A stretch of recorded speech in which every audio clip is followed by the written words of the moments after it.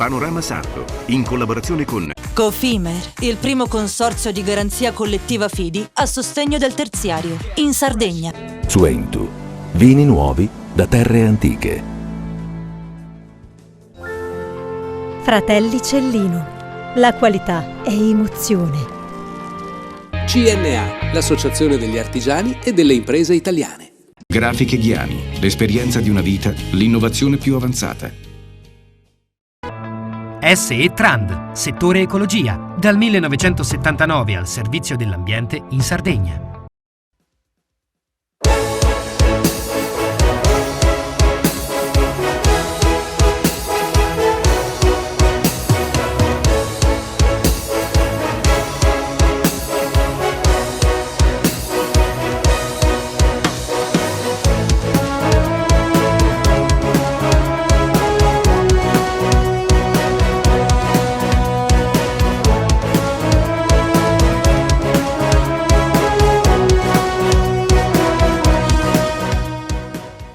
E siamo in apertura di una nuova puntata di Panorama Sardo, la seconda del 2024. È tempo di bilanci e di novità nel settore dell'auto. Iniziamo da quella che è la decisione del governo annunciata dal ministro Urso, il ministro del Made in Italy. Il governo vorrebbe investire 1 miliardo per rilanciare il settore dell'auto. Cosa ne pensa Nicola Vacca? Allora, il rilancio per adesso che è stato annunciato riguarda semplicemente gli incentivi, come ogni anno. Non dimentichiamoci che gran parte degli incentivi, circa 300 milioni di euro che erano stati messi l'anno scorso, non sono stati spesi perché sono stati messi solo sull'elettrico, e l'elettrico, come ben sappiamo, insomma, non sta performando bene in Italia. Sta performando circa il 4% dell'immatricolato annuo contro un 15% medio europeo. Quindi sicuramente gli incentivi che stanno mettendo sono un aiuto, anche se prima di fare annunci sarebbe meglio che fossero già pronte le leggi, perché dire che ci saranno degli incentivi, non dire quando partono, vuol dire rallentare il mercato. Praticamente il cliente aspetta il momento. Non sa cosa farà, quindi ovviamente il ministro dice faremo gli incentivi per le auto. Quando partono questi incentivi? Domani mattina, perfetto, allora va bene. Se tu dici partono e non sappiamo quando, la gente finché non partono e non conosce quella che è la legge, comunque rallenta un minimo, per chi ha intenzione di cambiare la macchina, il mercato. E questo è il primo problema. Il secondo problema, secondo me, come ho già detto più volte, è cambiare un po' la fiscalità dell'auto, perché quello diventa strutturale, mentre gli incentivi sono una cosa annuale o biennale o triennale, può essere un piano di questo tipo e ci sta anche farlo. Quello che invece è importante è un cambio strutturale del modo di scaricare le auto per le aziende, per i liberi professionisti, allora sì che si accelererebbe un attimino il ricambio dell'auto. Il 2023 è stato un anno positivo. Sì, il 2023 è stato un anno positivo perché il mercato ha segnato un più quasi 20% sull'anno precedente, quindi comunque un mercato che si è ripreso, non è mai arrivato ai dati pre-Covid, quindi siamo sempre sotto i dati pre-Covid, però comunque c'è stata questa ripresa. Un po' diciamo data dal mercato, un po' spinta dalle case automobilistiche, però c'è stata. È cambiato, Vacca, il modo di vendere l'auto negli ultimi anni? Ma cambiato no, nel senso che comunque negli ultimi 7, 8, 10 anni esistono varie formule di acquisto dell'auto, dal noleggio, che comunque oggi occupa circa il 30% del volume delle auto immatricolate, a vari tipi di finanziamenti con riscatti alti, con sistemi diversi, full leasing, quindi sistemi diversi di acquisto dell'auto. La cosa che cambierebbe è sicuramente una fiscalità diversa dell'auto, magari avvalendosi anche di sistemi finanziari, potrebbe aiutare a cambiare il sistema. Ecco, ma voi come organizzazione europea dei venditori, su che cosa state spingendo oggi? Beh, noi intanto stiamo spingendo come associazione dei concessionari italiani, stiamo spingendo affinché ci sia intanto una detraibilità maggiore dell'IVA, perché oggi l'IVA è detraibile solo parzialmente, anche per chi ha partita IVA, e quindi questo non va bene. E stiamo spingendo affinché ci siano degli incentivi magari sulle persone che hanno che hanno insomma, un reddito più basso per aiutarli a cambiare le auto, perché poi parliamoci chiaro, le auto che inquinano di più oggi sono le auto più vecchie e quindi comunque sono in mano a chi ha meno reddito per poter cambiare l'auto, oppure a chi non è interessato a cambiare l'auto. Queste sono le due tipologie. Quindi per poter migliorare il nostro parco circolante e quindi inquinare meno dobbiamo agire su queste due leve. Nel corso del 2023 si è trovata una soluzione per le componenti tecniche dell'autovettura moderna? Beh sì, intanto ci sono già degli studi molto avanzati, anzi direi proprio delle macchine che stanno girando a idrogeno e quindi comunque anche quello è una nuova tecnologia con inquinamento zero. Poi stanno già cambiando i sistemi di accumulo delle batterie, quindi comunque si sta studiando delle batterie più efficienti, con maggior durata, con minor tempo di ricarica e poi dei sistemi ibridi con dei carburanti alternativi che non inquinano, quindi comunque adesso per esempio Eni uscirà con un nuovo carburante che inquina molto meno nel suo complessivo, dalla produzione alla combustione finale, quindi comunque si sta procedendo nel cercare di rinnovare e abbassare quello che è l'inquinamento generale. In apertura abbiamo parlato di percentuale sul parco autovetture vendute nel 2023 di appena il 4% dell'elettrico, ma perché non sfonda in Italia e invece ha avuto successo in altre parti d'Europa? Allora, intanto siamo passati da un 3,7 che era la percentuale del 2022 a un 4,2, quindi la crescita è stata veramente lenta nonostante gli incentivi, e prima dicevo appunto che gli incentivi che sono stati messi sull'elettrico sono avanzati quasi 300 milioni di euro in incentivi non spesi. Ma l'elettrico non sfonda perché intanto secondo me è anche un problema di conformazione dell'Italia. L'Italia è lunga e stretta e ci sono dei punti dove non ci sono punti di ricarica, dove magari devi attraversare dei valichi, gli Appennini, in Sardegna ci sono pochi punti di ricarica, in Sicilia penso che sia altrettanto scarsi, quindi ovviamente per poter avere una mobilità elettrica servono tanti punti di ricarica, anche veloci, rapidi, perché ovviamente quando uno si sposta non può stare fermo un'ora per la ricarica, o si ferma per pranzo e allora può ricaricare, però ovviamente servono tanti punti, perché se pensiamo all'autostrada dove passano tante macchine, se tutti devono ricaricare, oggi se uno si ferma a mettere benzina in 2 minuti, 3 minuti è finito, se deve stare 20 minuti, mezz'ora a caricare una macchina, ovviamente i punti devono essere molteplici e questo a livello infrastrutturale comporta grandi cambiamenti e grandi problematiche che ancora non sono state risolte in Italia. Siamo 2024, si vende appena il 4%, al 2030 come arriveremo al tutto elettrico?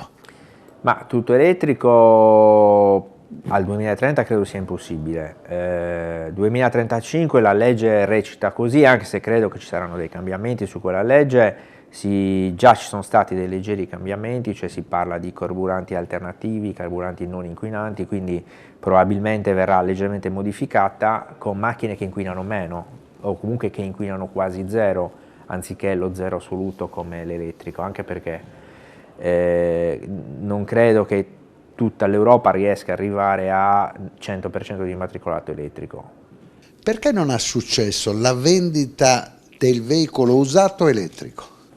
No, allora, la vendita del veicolo usato elettrico è un po' più difficile oggi, così come lo è per il nuovo. Teniamo presente che il nuovo elettrico è fortemente supportato dalle case automobilistiche, cioè le case automobilistiche spingono perché ovviamente dovendo rispettare dei parametri di inquinamento generali sull'immatricolato che ogni casa ha, ovviamente l'elettrico gli abbassa questi parametri e quindi gli permette di non pagare delle sanzioni della Comunità Europea. L'elettrico usato non ha questi incentivi da parte delle case automobilistiche, quindi ovviamente è un po' più difficile. Poi il valore residuo è ancora un po' basso, anche se ho letto delle statistiche che il valore residuo delle macchine elettriche sta salendo, quindi comunque avremo magari in futuro un elettrico che sarà facile da vendere anche da usato. Come sarà il mercato del 2024?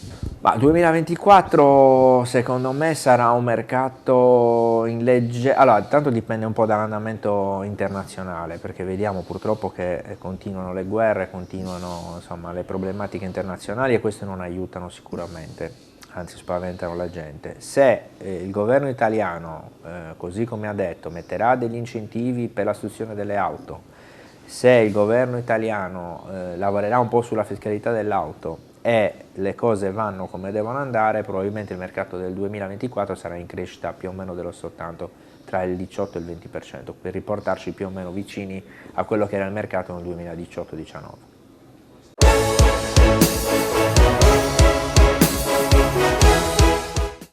Cofimer, consorzio di garanzia collettiva Fidi, dal 1977 a sostegno del terziario. Il partner migliore nella ricerca di finanziamento più adatto a voi e nella trattativa per ottenere un fido alle migliori condizioni. Cofimer, il primo consorzio di garanzia collettiva Fidi a sostegno del terziario, in Sardegna.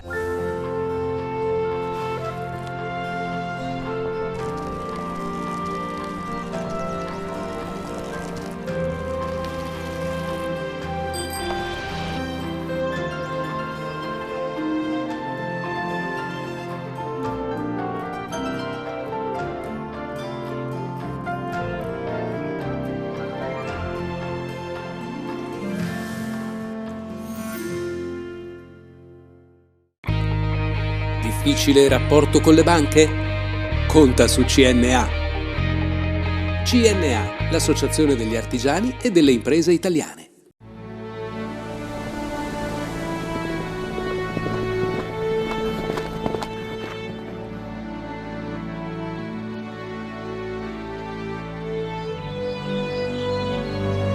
Nel cuore della Sardegna esiste un luogo dove natura e bellezza si incontrano. È qui che nascono i vini della cantina Suentu. Suentu, vini nuovi da terre antiche. Fai impresa, la fai bene, meriti credito. Le garanzie diventano importanti. Il fondo di garanzia agevola il tuo accesso al credito. Se una banca ti presta denaro, hai garanzia a prima richiesta. Se ottieni 100, la garanzia copre fino a 80. La maggior parte delle garanzie è gratis. Il dettaglio sul sito spheres.it. Siamo la più grande industria tipografica della Sardegna. Dall'81 stampiamo tutte le tirature, su tutti i supporti e con le tecnologie più avanzate del settore, garantendoti elevatissima qualità e la più totale dedizione e cura. Grafiche Ghiani, l'esperienza di una vita, l'innovazione più avanzata. Setrand, settore ecologia. Mettiamo a disposizione la nostra struttura organizzativa fornendo un valido supporto per la gestione dei rifiuti speciali pericolosi e non pericolosi. Grazie agli impianti innovativi e al costante sviluppo tecnico recuperiamo oltre il 70% dei rifiuti da noi gestiti. Dal 1979 al servizio dell'ambiente in Sardegna.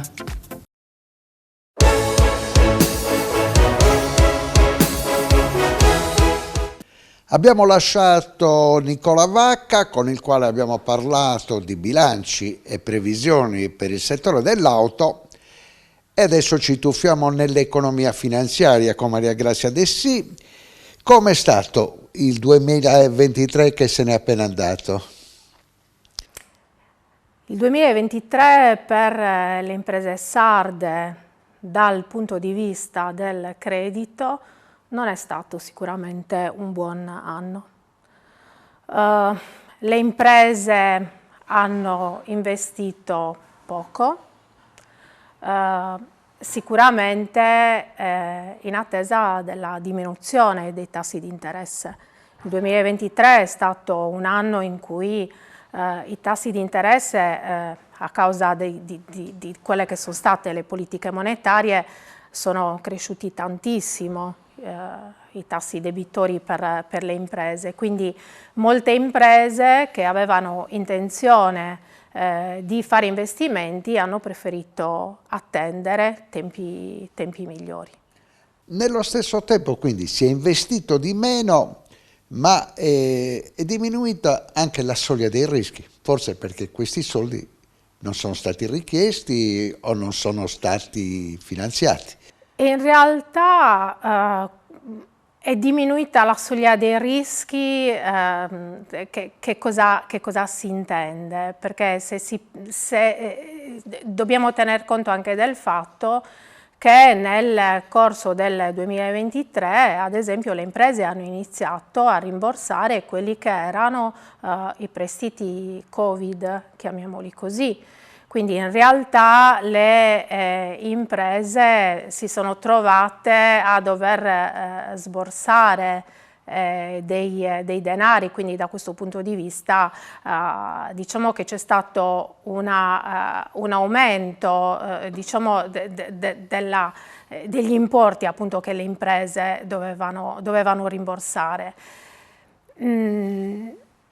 È anche vero però che c'è stato un lieve aumento di quella che è diciamo, il deterioramento dei crediti, perché molte imprese anche per l'aumento dei tassi si sono trovati in difficoltà nel restituire questi prestiti. Ecco, a questa difficoltà come hanno risposto gli istituti di credito, in poche parole? Cercando di venire incontro al cliente o si è andato subito in termini di sofferenza? Allora, non si è andato subito in termini di sofferenza. Alcuni istituti di credito hanno anche cercato di aiutare alcune imprese in difficoltà, ad esempio con un'ulteriore sospensione delle rate.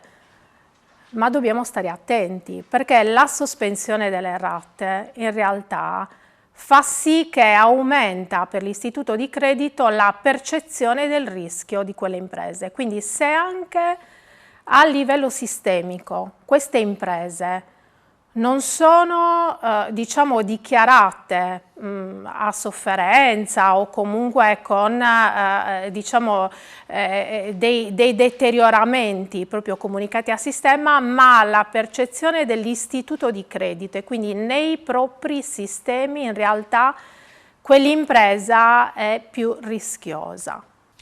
Voi siete un consorzio di garanzia Fidi storicamente legato al mondo del terziario e in questo mondo per la prima volta c'è stato un aiuto da parte della Regione. Sì. Un po' di milioni messi a disposizione a sostegno del settore. Sì.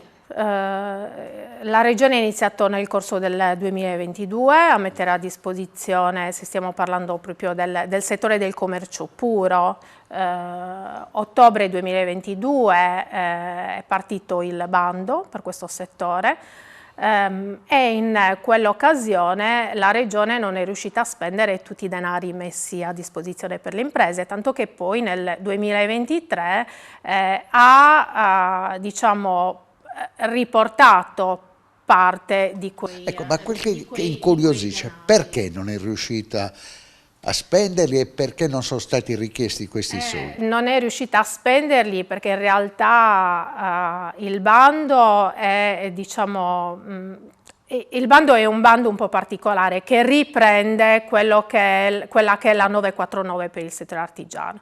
Quindi che cosa vuol dire? Che in realtà l'impresa doveva aver già concluso l'investimento per poter chiedere poi il rimborso della Regione. Non solo, alla base di quell'investimento ci doveva essere un finanziamento bancario.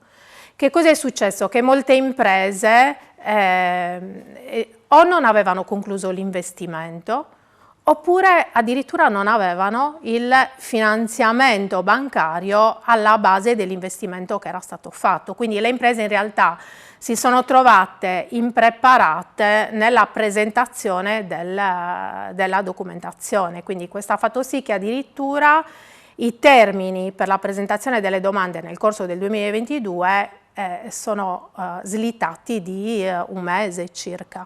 E nonostante questo sono rimasti dei denari ancora da spendere. Nel 2023, nel giro di qualche ora, invece i denari sono terminati, perché comunque nel frattempo le imprese si sono organizzate e hanno fatto e hanno concluso gli investimenti prima della presentazione delle domande. Perfetto. Parliamo del 2024. Si ritornerà al ruolo originale dei consorzi di garanzia Fidi? Non lo so, nel senso, il mondo è cambiato.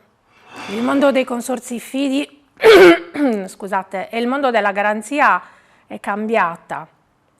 È cambiata perché comunque lo Stato ha messo moltissime risorse all'interno di quelli che sono i fondi di garanzia pubblici, quindi il Fondo Centrale di Garanzia. Ora è vero che è finito il famoso Temporary Framework e nel corso del 2024, anzi è già iniziata la modifica dell'utilizzo del Fondo Centrale di Garanzia, che dovrebbe dare più spazio ai consorzi di garanzia fidi, quelli che chiaramente sono consorzi di garanzia fidi autorizzati ad operare all'interno del sistema del Fondo Centrale. Quindi è probabile che ci sarà un ricorso superiore ai fondi di garanzia privati, quindi quelli dei consorzi fidi. In realtà però il ruolo dei consorzi fidi è già da anni che è cambiato. Il ruolo dei consorzi fidi non è più un ruolo di concessione di pura garanzia.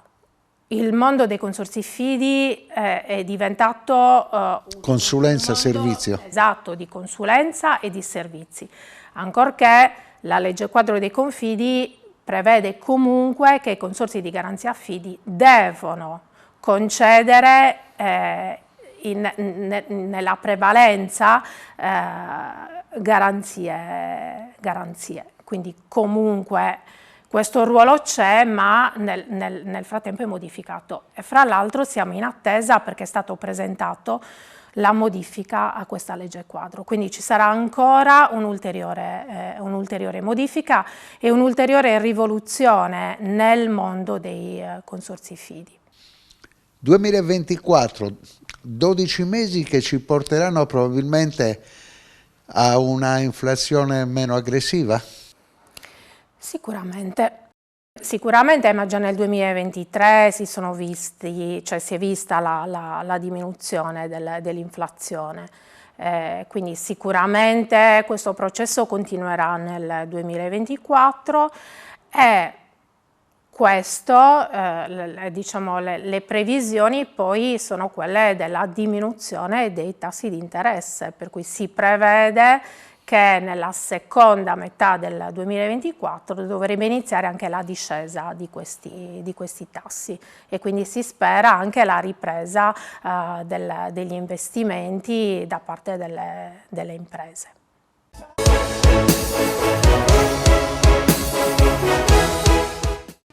Cofimer, consorzio di garanzia collettiva Fidi, dal 1977 a sostegno del terziario. Il partner migliore nella ricerca di finanziamento più adatto a voi e nella trattativa per ottenere un fido alle migliori condizioni. Cofimer, il primo consorzio di garanzia collettiva Fidi a sostegno del terziario, in Sardegna.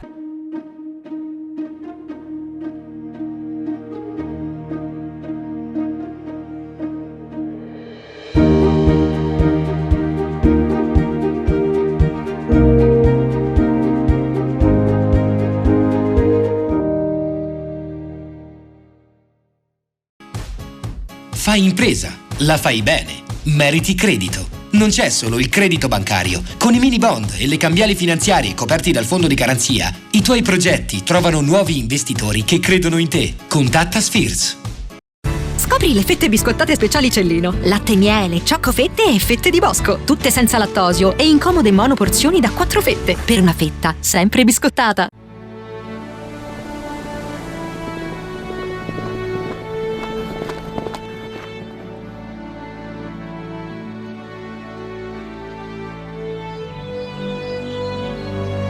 Nel cuore della Sardegna esiste un luogo dove natura e bellezza si incontrano. È qui che nascono i vini della cantina Suentu. Suentu, vini nuovi da terre antiche. Meno scartoffie e più efficienza? Conta su CNA. CNA, l'associazione degli artigiani e delle imprese italiane.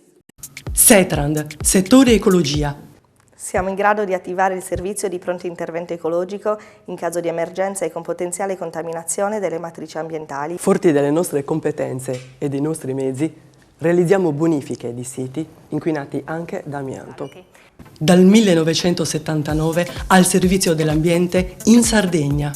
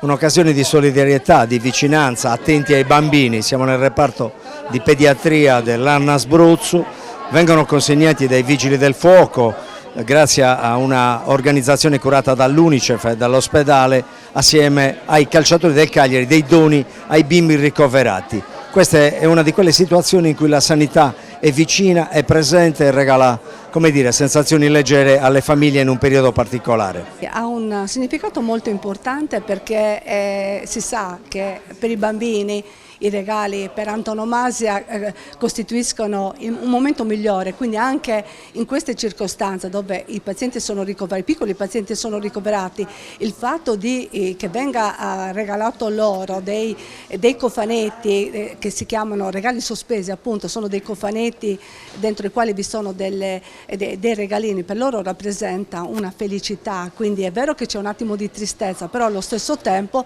i loro occhi sono felici perché vedono questo cofanetto. C'è di mezzo anche il Cagliari Calcio e anche i Vigili del Fuoco e l'Unicef. Sì. Come chiudiamo? Infatti io ringrazio moltissimo l'Unicef perché grazie all'Unicef quindi noi abbiamo in azienda il presidente regionale dell'Unicef che è stato promotore col presidente provinciale, è stato promotore di questa iniziativa e quindi noi li ringraziamo perché ancora una volta hanno dato un sorriso ai nostri bambini. Poi è vero, verremo allietati dalla presenza dei calciatori del Cagliari, quindi quale migliore felicità per i bambini, per le loro mamme e per i genitori in genere. Un regalo sospeso ma un regalo di un impatto straordinario per i piccoli pazienti ricoverati qui al Abruzzo. Qual è la prospettiva se si lavora nell'avvicinarsi in un momento difficile a questi bambini? Unicef è vicino a tutti i bambini del mondo e una delle esigenze che i nostri giovani avevano era quello di farsi sentire vicini anche ai bimbi che stanno ricoverati in Italia, che vivono un momento e una situazione difficile, dunque i bambini che stanno ricoverati negli ospedali e i bambini nelle comunità. A Cagliari il Abruzzo è il sesto ospedale che a livello nazionale riceve una consegna di regalo sospeso. I regali vengono consegnati a 2500 bambini in tutta Italia. Qui al Abruzzo stiamo facendo una consegna anche in collaborazione con i Vigili del Fuoco e i nostri fantastici giocatori del Cagliari Calcio. No, sicuramente è qualcosa di importante, sappiamo che facciamo felici dei bambini, fare solidarietà comunque è qualcosa che va oltre il calcio, che deve essere sempre fatto secondo me a qualsiasi livello e fa piacere comunque anche con un piccolo gesto far felice dei bambini che in questo momento magari sono un po' in difficoltà. Tu sei stato tanti anni a Genova, sede del Gaslini, vi è capitato? Sì, prima di Natale andavamo sempre a consegnare i doni ai bambini, è stato un momento comunque anche toccante perché c'erano anche comunque bambini con dei problemi importanti, ma veramente donare un sorriso a loro era qualcosa di speciale, che è toccante per tutti, è qualcosa che va fatto. Perché io vorrei dire che abbiamo più pediatrie, quindi di tutti i settori che si interessano del bambino noi siamo sempre pronti, anche per quanto riguarderà il futuro con l'istituzione della nuova rianimazione, speriamo presto di vederne la luce per quanto riguarda sempre i bambini, e poi la nota di felicità natalizia che abbiamo dato attraverso il 3° Reggimento Bersaglieri, che ricordo a tutti che è il reggimento più medagliato delle forze armate, quindi un orgoglio che noi abbiamo avuto in casa. La ciliegina oggi, nel momento in cui Unicef, Vigili del Fuoco e una delegazione del Cagliari Calcio hanno questo momento, come dire, di avvicinamento a pazienti di per sé fragili in quanto minori e di per sé fragili in quanto con delle patologie. Anche qui le chiedo una lettura. Ma io credo che i Vigili del Fuoco, che sono al nostro fianco pari alle forze armate, ma anche i volontari e altre unità che danno supporto alla struttura Abruzzo per quanto riguarda soprattutto la parte pediatrica, noi non possiamo che dire grazie a tutte le persone che hanno questa sensibilità spiccata, e le porte sono veramente aperte a tutti coloro che vogliono supportare tante attività con nobili fini. Grazie. Dottor Masnata, cosa significa un momento di inclusione, i giocatori del Cagliari, i Vigili del Fuoco, l'Unicef, in un reparto che induce comunque ad avere questa sensazione di tristezza e di fragilità per i suoi ospiti? Cosa significa dare i regali all'inizio dell'anno? Prima di tutto un grande gesto di solidarietà che è stato coordinato dall'Unicef provinciale, dal presidente Paolo Ligas, e con la collaborazione del Cagliari Calcio, che ringraziamo, per la consegna di regali sospesi ai bambini. Importantissimo come ruolo i Vigili del Fuoco, che sono ambasciatori dell'Unicef a livello nazionale. Per un bambino degente ha un risvolto particolare ricevere un dono che magari già ha, oppure ha avuto anche in altre occasioni, riceverlo nel letto di un ospedale? Per un bambino degente sono importanti le emozioni, e le emozioni belle come queste sicuramente servono a farlo guarire prima. I Vigili del Fuoco sono presenti in tante iniziative di solidarietà, questa che è legata al reparto di pediatria, quindi a bambini, minori che soffrono in maniera particolare sotto le feste. Lei come la vede questa iniziativa? È una splendida iniziativa, noi cerchiamo sempre di essere vicini a tutti nei momenti più difficili, perché insomma è importante esserci, ma esserci quando serve. Cosa dicono i suoi uomini? Come la commentano in Sardegna questa vicinanza ai bambini? Loro sono contenti, sono molto disponibili, sono presenti, siamo in sintonia su questi temi, e quindi insomma ogni occasione di rilievo viene colta proprio per portare il nostro piccolo contributo. Buon lavoro. Grazie anche a voi.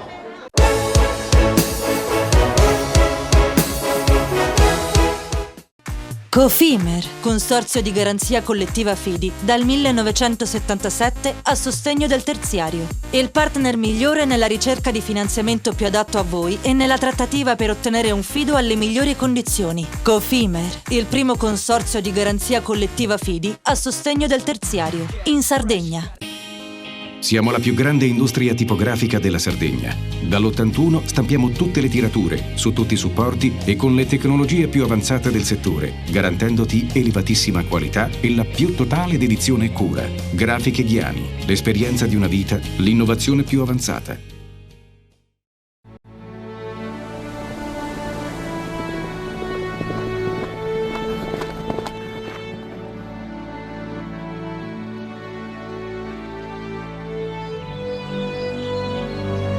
Nel cuore della Sardegna esiste un luogo dove natura e bellezza si incontrano. È qui che nascono i vini della cantina Suentu.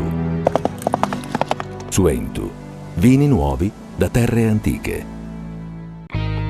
Nessuno lotta per la tua impresa? Conta su CNA. CNA, l'associazione degli artigiani e delle imprese italiane.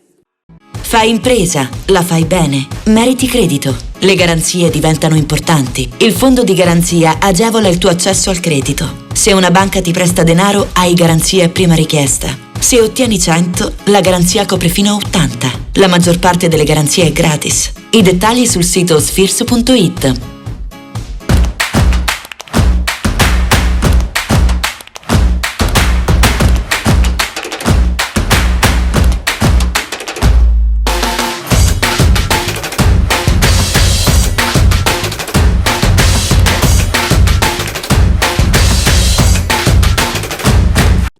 Setrand, settore ecologia. Mettiamo a disposizione la nostra struttura organizzativa fornendo un valido supporto per la gestione dei rifiuti pericolosi e non pericolosi, in linea con la nostra certificazione EMA. Dal 1979 al servizio dell'ambiente in Sardegna.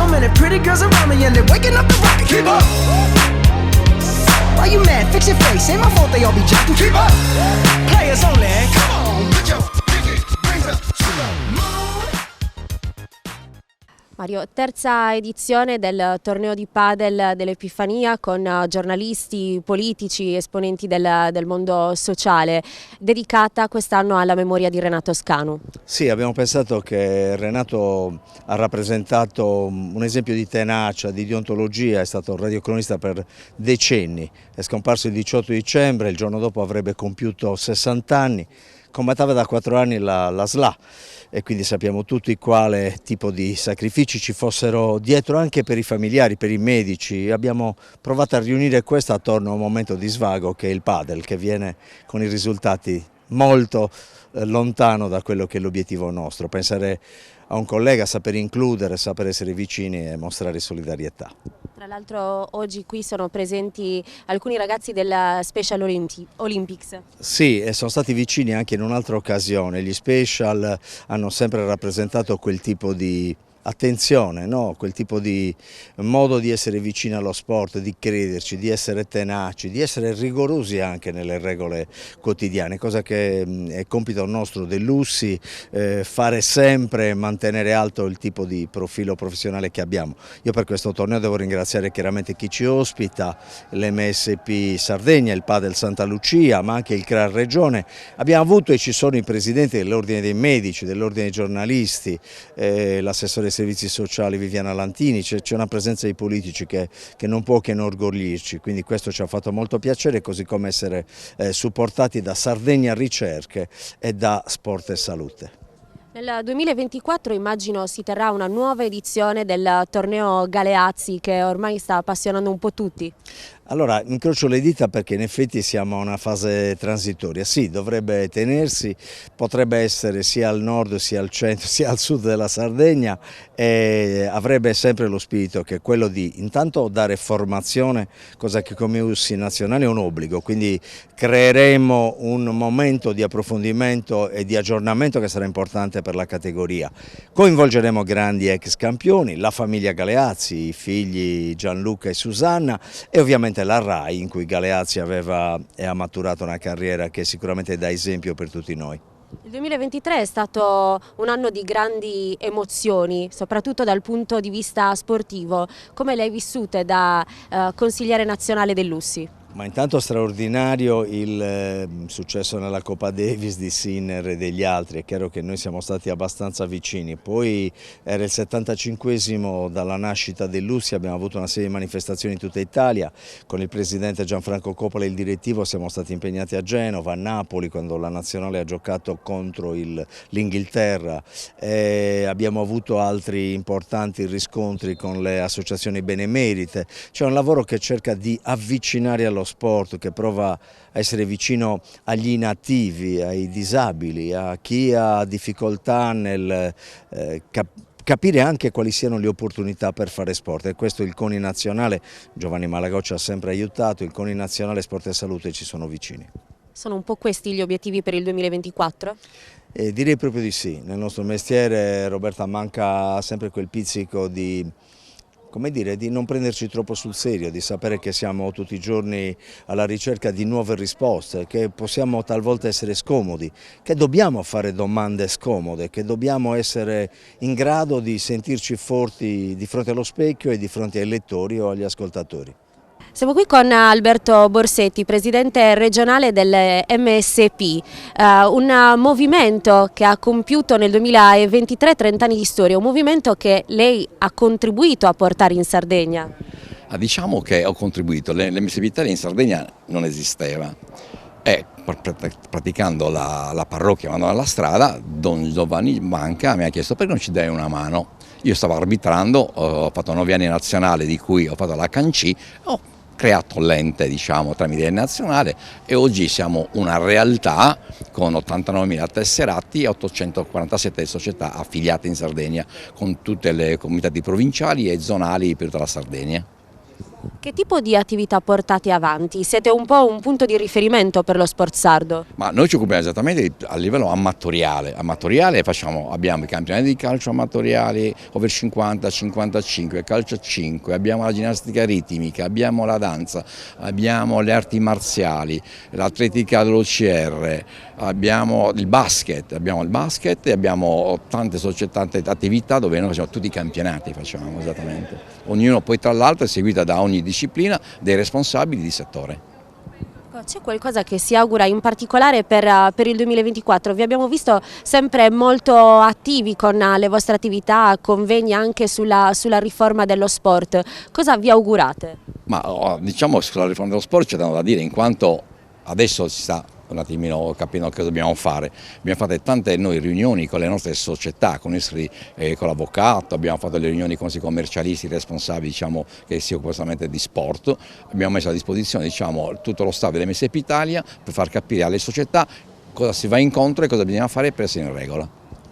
Questa riforma dello sport è stata recepita in maniera corretta o c'è ancora bisogno di un po' di tempo? Ma ancora c'è bisogno di tempo, perché ancora non è recepita bene cosa devono fare. Si sono spaventati, ma non bisogna spaventarsi, perché come tutte le cose, piano piano poi si fanno e si va avanti comunque. Posso dire una cosa, che il livello amatoriale nello sport è cresciuto dopo la pandemia, perché sia palestre, attività sportiva, gare, danza, c'è tanta gente che sta facendo sport. Una cosa che posso dire, il padel, che noi siamo ospiti oggi di Santa Lucia, che ospitiamo questo evento che ha portato tantissime donne al gioco del padel e questo ha fatto sì che c'è un momento in più che prima le donne non c'erano. Oggi la donna ha iniziato, si va a tamburello, il padel all'inizio, poi piano piano si perfeziona e oggi si divertono. Diciamo che il padel è diventato un po', oltre a tante altre cose, anche un simbolo di inclusione sociale. Parlava delle donne, ma abbiamo visto qua nei campi di Santa Lucia anche dei ragazzi della Special Olympics. Sì, la Special Olympics è affiliata con l'MSP Italia, siamo in sintonia, facciamo le attività assieme, siamo sempre ospiti nostri, facciamo le attività, oggi c'è il padel, poi noi abbiamo i campi di bici tennis al Poetto, giocheranno anche ai campi di bici tennis al Poetto, dentro l'aeronautica, siamo ospiti loro, per cui sono sempre in mezzo all'attività insieme a loro e questo fa piacere, vuol dire che c'è tanto movimento e c'è tanto da fare ancora sempre. C'è ancora tanto da fare? Sì, tanto da fare e noi siamo pronti a superare questi limiti qua con loro, insieme a loro faremo di più. A proposito di superare tutti i limiti, non possiamo non ricordare che la giornata di oggi, il torneo di padel dell'Epifania, è dedicato a Renato Scanu. Sì, Renato Scanu è mancato della SLA. Tenga presente, posso dire una cosa, la prima evento della SLA in Italia l'ho fatta io come MSP Italia, portando Paolo Bonolis, Schillacci, perché la dottoressa Pompadour, che è l'autrice di Sentieri, nostra amica, che il papà è morto di SLA, per cui abbiamo portato L'evento in Sardegna è al 10° anno, 5.000 persone di pubblico, tanta gente, tanta beneficenza, perché abbiamo raccolto tanti soldi da dare, iniziare a dare roba qua. Ecco perché ci si trova sempre preparati in questi eventi. Terza edizione del torneo di padel dell'Epifania, a cui partecipano politici, giornalisti e rappresentanti del mondo sociale. Siamo qua con Alessandra Zedda, che ha detto bene Valerio Vargiu, è una giocatrice assidua, protagonista di questo evento dedicato quest'anno alla memoria di Renato Scanu. È molto bello che ci si ricordi delle persone che hanno dato il contributo non solo nello sport ma nella vita di tutti i giorni. Questo può essere prezioso conforto anche per chi rimane, in particolar modo per la famiglia, ma per tutti noi che ogni anno onoriamo i campi proprio nel ricordo delle persone speciali. Perché il padel, ora parliamo un pochino di sport, perché il padel sta andando così di moda? Abbiamo parlato anche di Renato Scanu, sta diventando anche uno sport punto di riferimento di inclusione sociale. Renato Scanu, come tutti noi, ha capito che il padel è lo sport di tutti, nel senso che vediamo che non c'è età che possa essere un limite, probabilmente fisicamente c'è chi lo esprime in maniera eccelsa quando ovviamente si ha un'età giovane, però ecco, è uno sport che accomuna molta socialità ed è per questo poi che anche essendo in pochi è molto facile organizzare le partite. È molto facile trovare i campi perché sono ormai diventati tanti, è alla portata di tutti coloro che vogliono praticare questo sport ed è soprattutto tanta amicizia e come oggi è anche motivo invece di ricordare una persona cara. Ma Alessandra Zedda è anche e soprattutto, oltre politica, anche una giocatrice di basket che nel 2023 è stato protagonista anche dello sport sardo.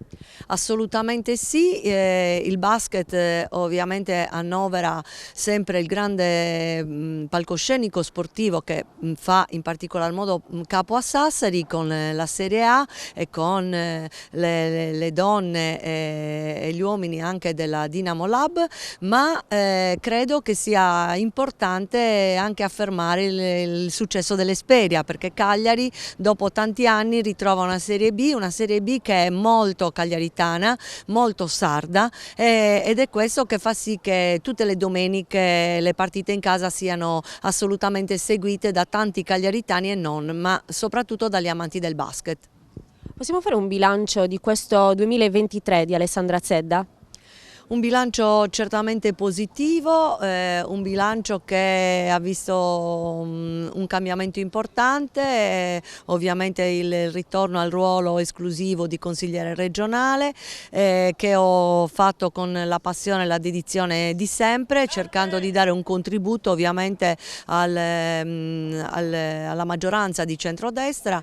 A fine anno sono maturate anche le decisioni che poi mi hanno portato a scendere in campo grazie al sostegno del mondo civico, degli interi settori dell'economia, del sociale, che mi hanno davvero chiesto di poter assumere un ruolo guida, una proposta guida ad oggi per la nostra regione. Poi se il futuro io spero che possa essere quello che darà alla Sardegna una guida autorevole, competente, ma soprattutto di grande passione e dedizione per la ricerca continua di quel progresso e di quel benessere che ormai abbiamo perso per strada.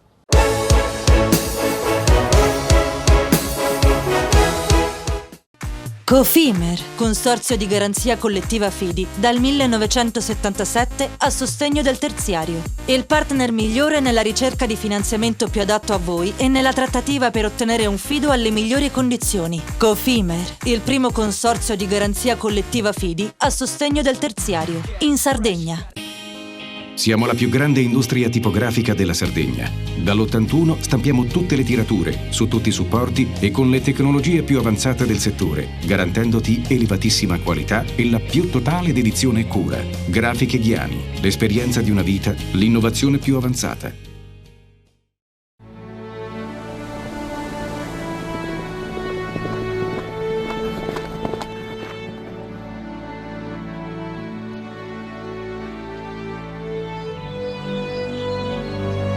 Nel cuore della Sardegna esiste un luogo dove natura e bellezza si incontrano. È qui che nascono i vini della cantina Suentu. Suentu, vini nuovi da terre antiche. CNA, l'associazione degli artigiani e delle imprese italiane. Difficile rapporto con le banche? Conta su CNA. CNA, l'associazione degli artigiani e delle imprese italiane. Fai impresa, la fai bene, meriti credito. Le garanzie diventano importanti. Il fondo di garanzia agevola il tuo accesso al credito. Se una banca ti presta denaro, hai garanzia a prima richiesta. Se ottieni 100, la garanzia copre fino a 80. La maggior parte delle garanzie è gratis. I dettagli sul sito sfirso.it.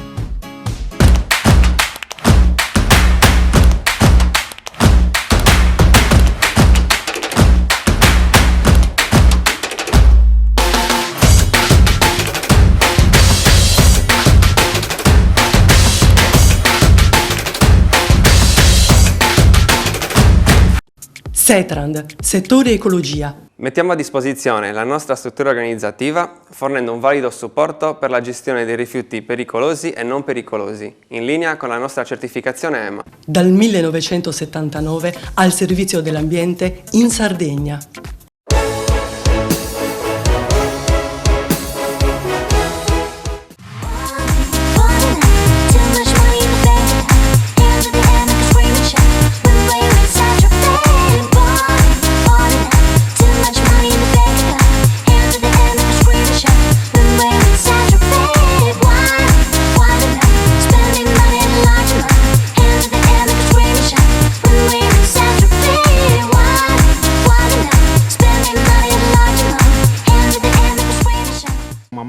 Importante, come sapete da oggi nella sala del sindaco, nella sala di rappresentanza, ospiteremo la Coppa Davis per 5 giorni, giusto Presidente? Sì, 5 giorni, quindi tutti i cittadini cagliaritani e non solo potranno venire ad ammirarla e a partecipare anche al grande successo ottenuto qualche mese fa dalla nazionale di Davis. Penso che di tennis, penso che sia una grande occasione per tutti per celebrare questo momento e permettetemi di dire che come sindaco di questa città io oggi sono doppiamente orgoglioso di questo fatto, non solo che la nazionale di tennis abbia vinto ovviamente la Coppa Davis dopo tanti anni, l'ultima nel 76 se non ricordo male, ma che questo successo sia anche dovuto a un grande lavoro che ha fatto la federazione in questi anni e la federazione guidata da un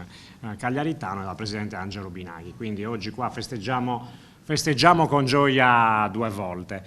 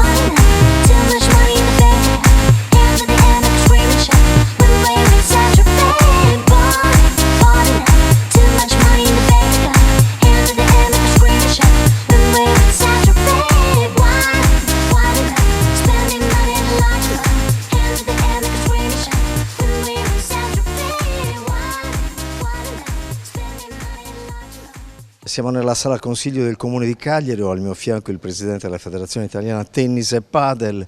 È un momento molto particolare, 47 anni, è tornata l'insalatiera in Italia, un risultato praticamente insperato che dà forza anche alle altre discipline. È così, Presidente?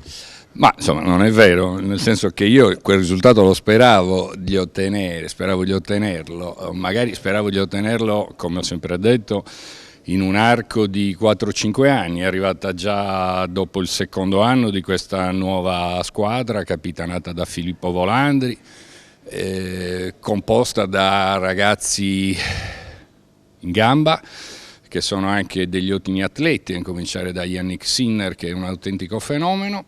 Ce l'abbiamo fatta quindi prima del previsto, adesso magari vorremmo riprovarci nei prossimi anni, ma dobbiamo anche provare a ottenere risultati che mai nella storia del tennis italiano sono stati ottenuti fin dai prossimi mesi. Andiamo in Australia, abbiamo il primo di 4 slam nei quali saremo protagonisti internazionali d'Italia, la ATP Final, quest'anno ci sono anche le Olimpiadi. Quindi insomma c'è tanto da fare, però certo partire con una bella Coppa Davis che arriva qua a Cagliari, da dove siamo partiti tutti quanti, è una gran bella soddisfazione ed è uno stimolo per continuare a fare meglio. Ecco, la Coppa Davis anche materialmente è giunta in Sardegna, ha aperto le danze ad Alghero e adesso continua in questo tour. Che significato ha? Come arriva ad esempio ai ragazzini che si iscrivono ai circoli e stanno pensando di emulare Yannick Sinner?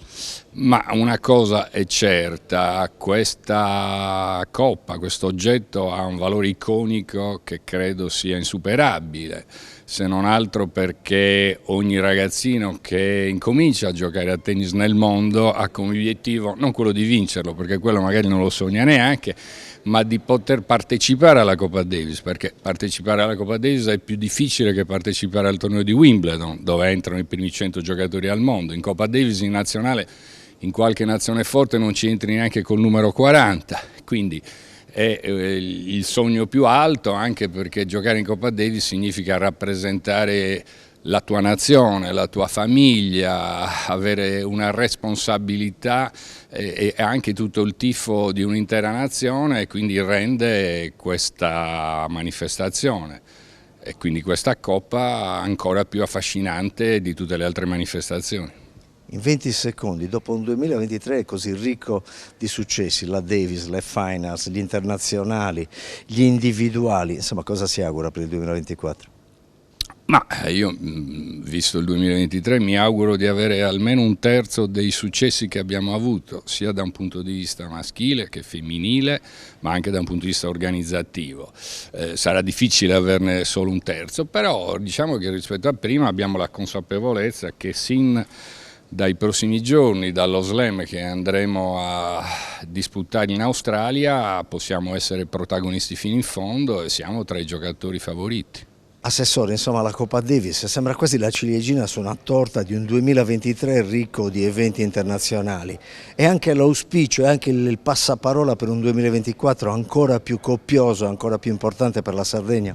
Ma nel 2023 Isola dello Sport ha proposto a carattere internazionale 43 eventi, più un po' di fortuna insomma, ma questo bisogna dire grazie alla Federazione Tennis e grazie al Presidente Binaghi, che è riuscito veramente a stravolgere lo sport del tennis portando professionalità e arricchendola anche con possibili campioni, e guardate questi campioni, questo grande lavoro della federazione con il Presidente Binaghi ha portato la Coppa Davis in Italia, quindi dopo 40 anni circa che non si vinceva.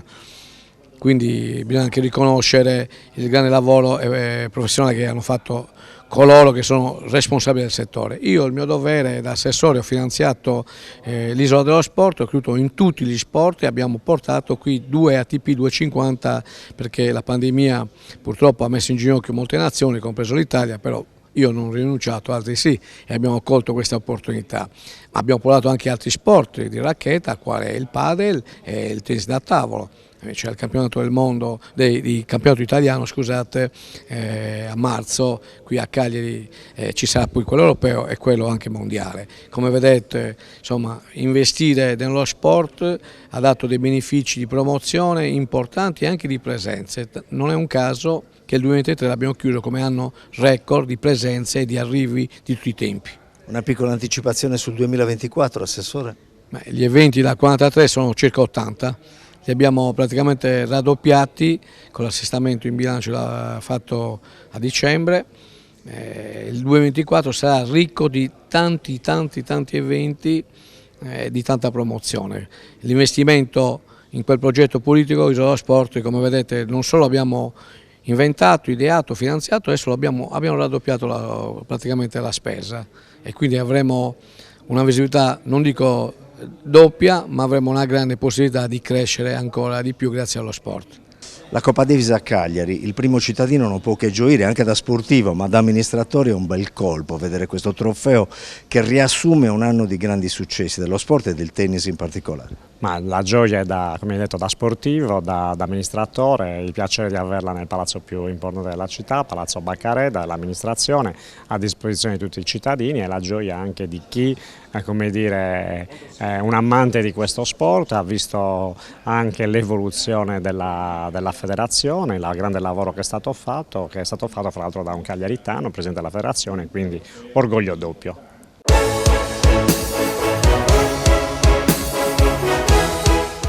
Roberto Bolognese, presidente regionale Confesercenti, l'avvio dei saldi invernali.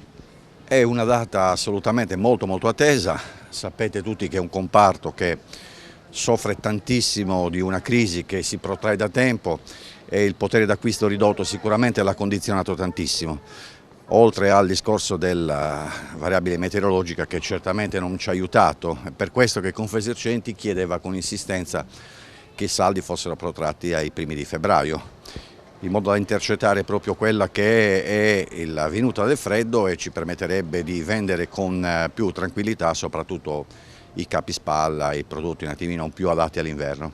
Quanto spenderanno in media durante questo periodo i sardi e gli italiani? La media è intorno ai 90 euro, ma diciamo che sono medie che devono essere prese un attimino con poco il beneficio dell'inventario, ecco, assolutamente. Quello che ci fa piacere sottolineare è sicuramente che i negozi fisici, proprio i nostri negozi che ravvivano i nostri centri, ma anche quelli dei piccoli paesi, hanno almeno per una volta il sopravvento sulle vendite online, che è il nostro competitor numero uno. Quindi una rivitalizzazione del centro che ci auguriamo anche questa volta possa avere il riscontro positivo. Quali sono i consigli per fare buoni affari?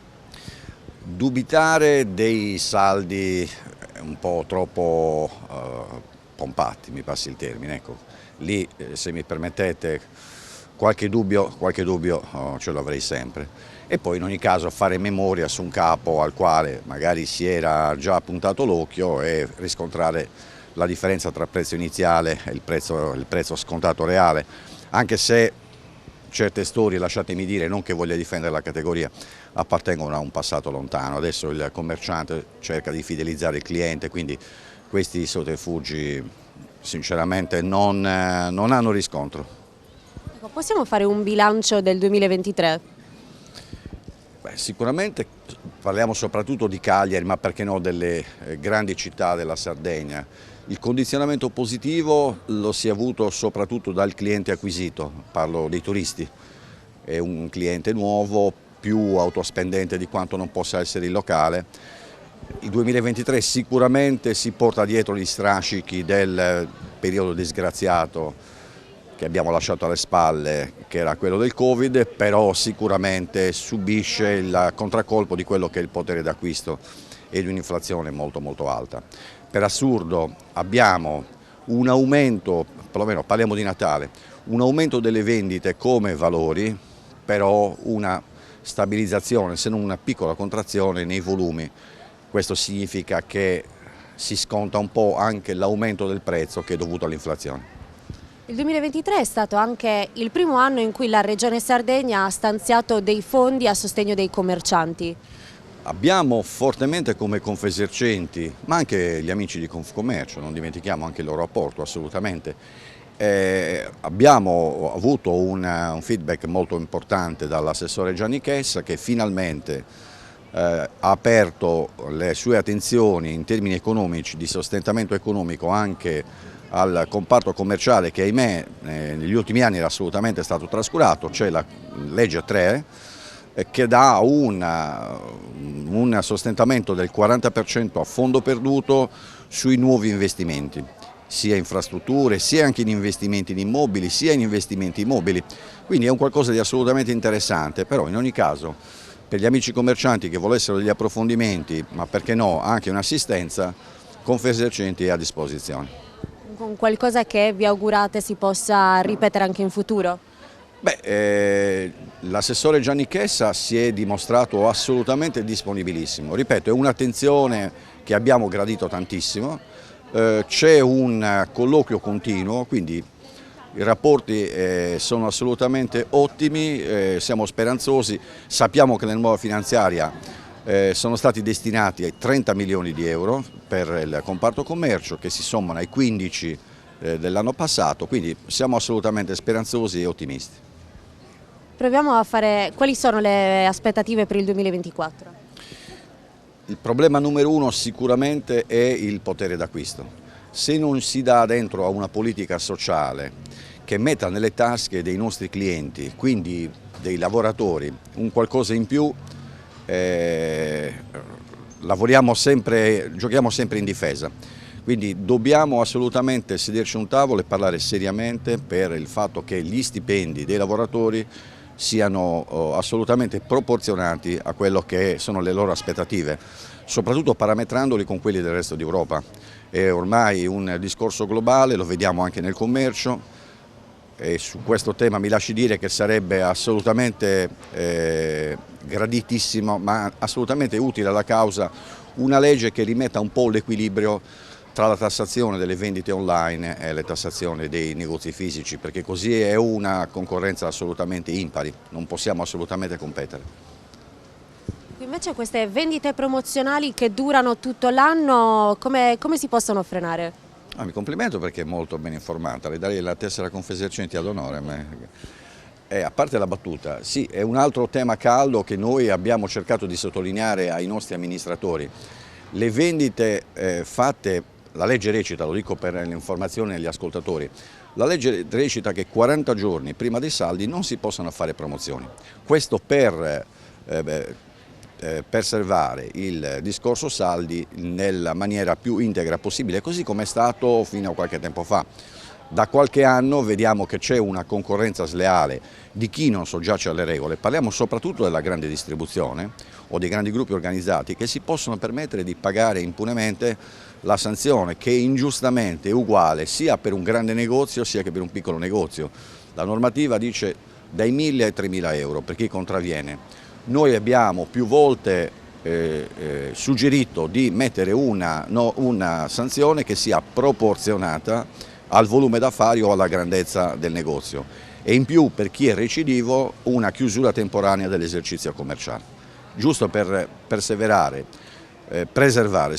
in una maniera assolutamente integra quella che è l'attenzione verso i saldi. Ha parlato prima dell'importanza delle botteghe di vicinato, chiamiamole così. Cosa si può fare ancora per valorizzarle, per farle nascere e mantenerle in vita? Non è facilissimo, assolutamente non è facilissimo. Sicuramente un tema caldo è quello della concorrenza sempre più sentita tra i negozi virtuali, tra i grandi centri commerciali che ormai pullulano in Sardegna, ormai è diventata terra di centri commerciali, e i piccoli negozi. Se noi vogliamo rivitalizzare il piccolo negozio, noi invochiamo l'equilibrio nelle regole, anche nelle concessioni per i nuovi esercizi commerciali tra i piccoli negozi e i grandi negozi. Quello che subiamo tutt'oggi sono le conseguenze nefaste di una liberalizzazione, ci innamoriamo di un termine molto affascinante, liberalizzazione che è diventata invece una deregulation.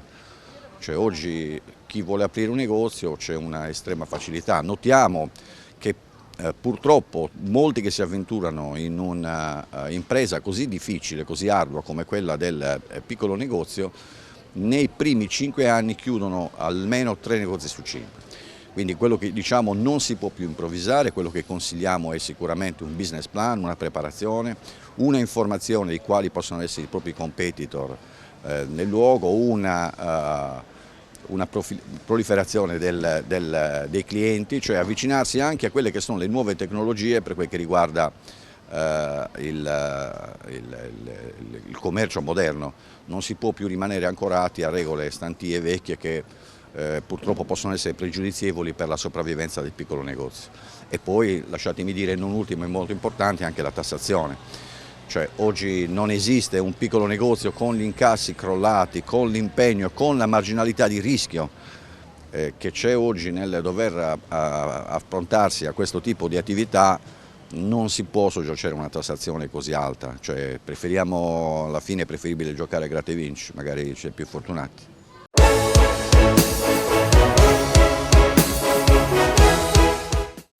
Cofimer, consorzio di garanzia collettiva Fidi, dal 1977 a sostegno del terziario. Il partner migliore nella ricerca di finanziamento più adatto a voi e nella trattativa per ottenere un fido alle migliori condizioni. Cofimer, il primo consorzio di garanzia collettiva Fidi a sostegno del terziario, in Sardegna.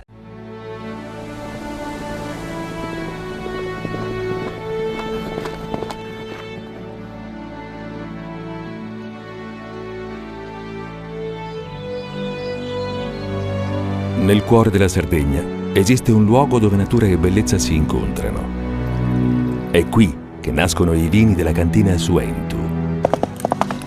Suentu, vini nuovi da terre antiche. Meno scartoffie e più efficienza? Conta su CNA. CNA, l'associazione degli artigiani e delle imprese italiane. Fai impresa, la fai bene, meriti credito. Le garanzie diventano importanti. Il fondo di garanzia agevola il tuo accesso al credito. Se una banca ti presta denaro, hai garanzia a prima richiesta. Se ottieni 100, la garanzia copre fino a 80. La maggior parte delle garanzie è gratis. Il dettaglio sul sito spheres.it. Tutto inizia da un amore.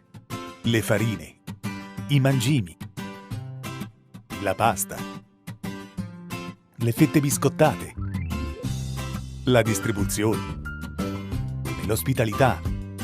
Dal 1953, Gruppo Cellino. Non c'è limite ai sogni.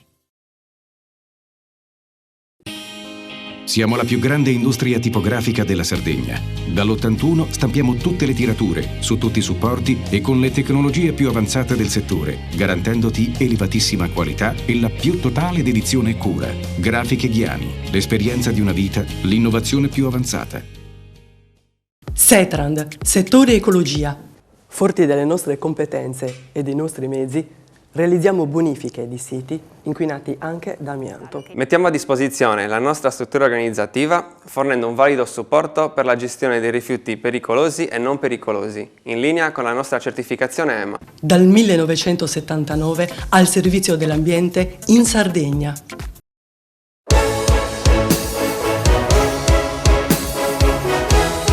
Siamo in chiusura di trasmissione, come accade da oltre 10 anni. In apertura d'anno andiamo a fare un bilancio di quello che è stato e di quello che sarà. In questo caso particolare, insieme a Maurizio De Pascale, voglio analizzare non solo il 2023, ma quello che è stato il lavoro della Giunta regionale negli ultimi 5 anni. Faccio questa domanda perché negli ultimi giorni abbiamo avuto la conferenza stampa bilancio del presidente Solinas entusiastica e dall'altra parte abbiamo avuto il leader della CGIL regionale Fausto Durante che ha bocciato tutto quello che è accaduto e che ha fatto questa giunta regionale. Dov'è la verità? Ma verrebbe a dire che come sempre accade la verità sta nel mezzo, ma invece vorrei fare un ragionamento un po' più complessivo. È stata questa una legislatura in chiaroscuro, luce e ombre. Perché? Ma certamente perché è una legislatura che ha dovuto affrontare due fenomeni esogeni, uno prima costituito dalla pandemia, un fatto mondiale che sicuramente ha condizionato tutte le nazioni, i popoli e quindi ovviamente anche i governi. Successivamente, o meglio ancora contemporaneamente, due guerre, la prima incredibile a un passo da casa in Europa sostanzialmente, in Ucraina, e l'altra invece più recente in Medio Oriente, che comunque ha destabilizzato molto i rapporti internazionali. Tutto questo perché ha avuto dei riflessi anche in Sardegna. Ovviamente questo ha portato dei risvolti molto negativi sull'economia. e quindi naturalmente anche sulle scelte che i governanti hanno dovuto fare. Noi possiamo certamente dire che quelli che Confindustria ha sempre citato come i 3 grandi aspetti che se non risolti avrebbero comunque impedito la ripartenza della Sardegna, cioè l'energia, i trasporti e la sanità, e ovviamente abbiamo sempre aggiunto il quarto tema che è trasversale a tutti e 3, che sono le infrastrutture. Ecco, questi 3 argomenti, questi 3 temi fondamentali, obiettivamente, se noi ripercorriamo i 5 anni passati, non hanno avuto dei forti risvolti positivi. L'energia, ricordo, abbiamo iniziato a parlare di energia fin dall'inizio di questa legislatura, abbiamo costituito Agenda Industria insieme all'assessorato regionale, abbiamo cercato di spingere affinché ci fosse un mix di fattori energetici favorevoli. Obiettivamente ad oggi non abbiamo ancora visto la luce per quanto riguarda il decreto Sardegna, siamo ancora indietro con il gas metano e sulle rinnovabili stiamo assistendo ad un vero e proprio proliferare di progetti, sicuramente molti dei quali esuberanti e che non troveranno giustamente la luce, e una rivolta anche da parte dei territori che si sentono violentati da questi progetti. Quindi sull'energia obiettivamente non abbiamo fatto grandi passi in avanti. Sui trasporti purtroppo ancora siamo in una situazione per cui la continuità territoriale è parziale, la continuità territoriale è ancora insoddisfacente. L'ulteriore, la nuova continuità territoriale ha scadenza a breve e resta il problema dei trasporti, nonostante devo dire che sul turismo si sia fatto e si sia fatto tantissimo. Il terzo tema, quello della sanità, sappiamo che è un tema che non è neanche più nazionale ma è diventato un tema europeo. Le ultime notizie che provengono dall'Inghilterra, per molti decenni più che anni, ritenuto uno dei paesi europei all'avanguardia proprio per la sanità pubblica. Bene, è entrata in crisi anche l'Inghilterra per quanto riguarda questo aspetto, quindi sicuramente influenzato. Quindi se dobbiamo fare una disamina di questa situazione non possiamo che ritenere insoddisfacenti i risultati a cui si è arrivati. Sotto l'altro punto di vista devo dire che il PIL è ripartito in maniera importante, anche superiore alla media del Mezzogiorno, sui livelli più alti del Centro-Nord.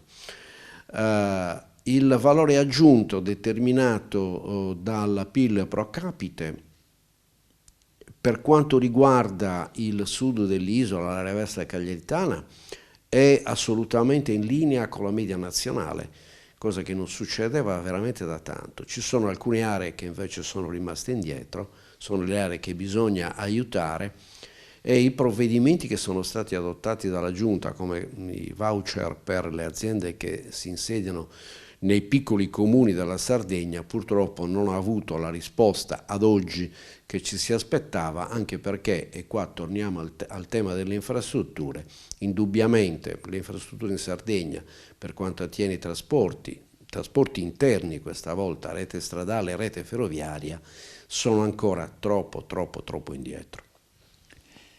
Poi c'è stata l'inflazione che ha creato problemi nel momento in cui c'era questo tentativo di recuperare, che poi, come abbiamo visto, i numeri hanno visto la Sardegna primeggiare nel meridione. Fino a che punto l'inflazione ha dato una mazzata decisiva sugli entusiasmi? Beh, lei ha toccato il vero tema drammatico di questo momento. Perché? Perché ormai è un dato assodato, gli investimenti pubblici non sono sufficienti se non accompagnati da una buona dose di investimenti privati.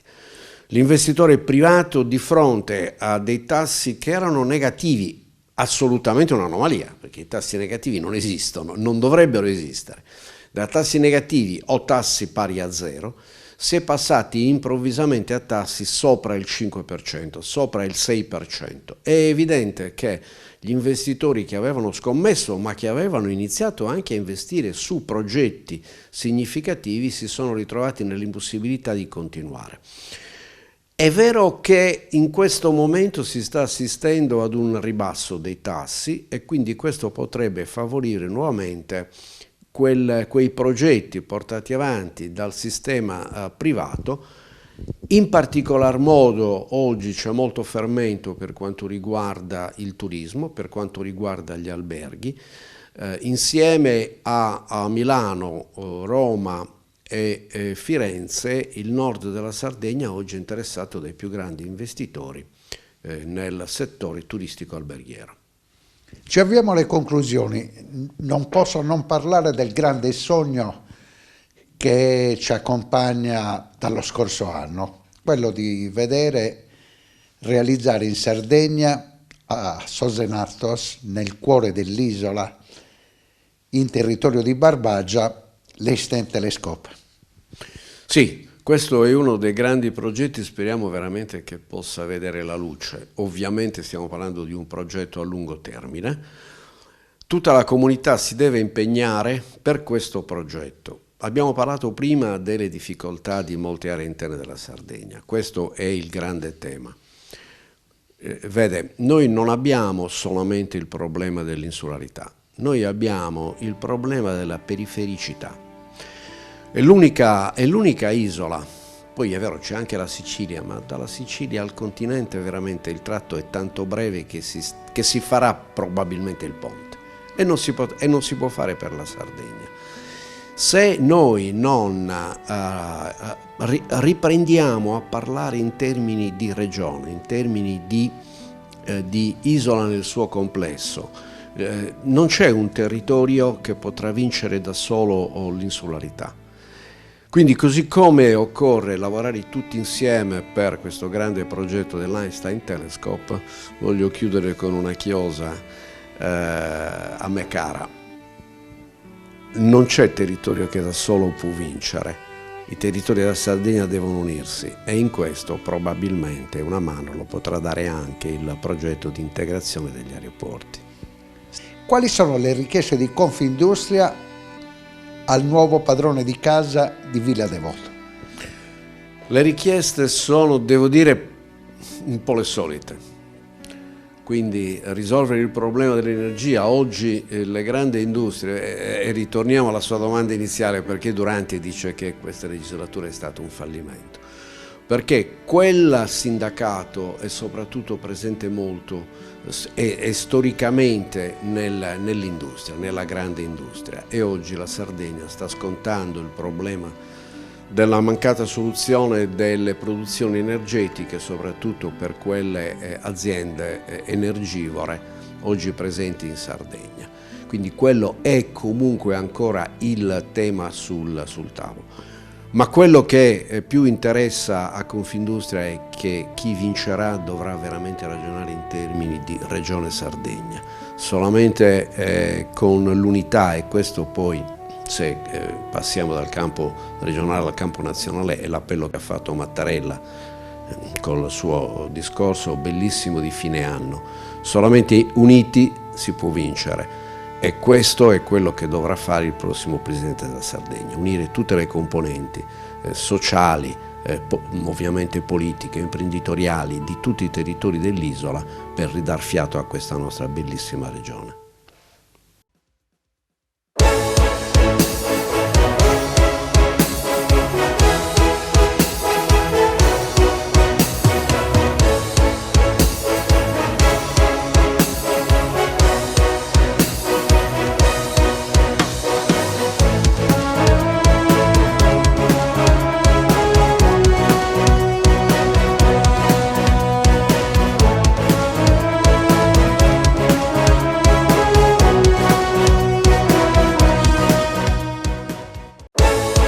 Panorama Sardo, in collaborazione con Cofimer, il primo consorzio di garanzia collettiva fidi a sostegno del terziario, in Sardegna. Suentu, vini nuovi da terre antiche. Fratelli Cellino, La qualità è emozione. CNA, l'associazione degli artigiani e delle imprese italiane. Grafiche Ghiani, l'esperienza di una vita, l'innovazione più avanzata. SE Trand, settore ecologia, dal 1979 al servizio dell'ambiente in Sardegna.